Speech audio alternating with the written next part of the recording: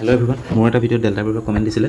the problem to phala ke apunko loi isu koise je when a number is divided by 893 the remainder is 193 if the same number is divided by 47 what will be the remainder eto problem koribole ami janibo laibo division algorithm to ki hobo toka janilo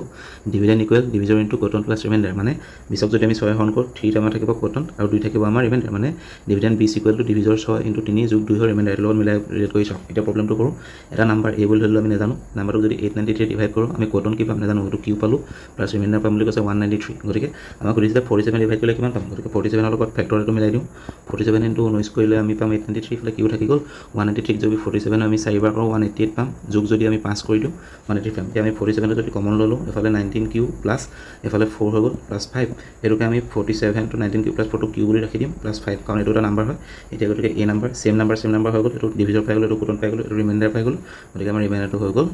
5 কোৱেশ্চনটো ভাল লাগিলে না যদি ভাল লাগিলে same problem এটা লৈ আহিছো এটো আপোনালোকে অ্যাটেম্প কৰক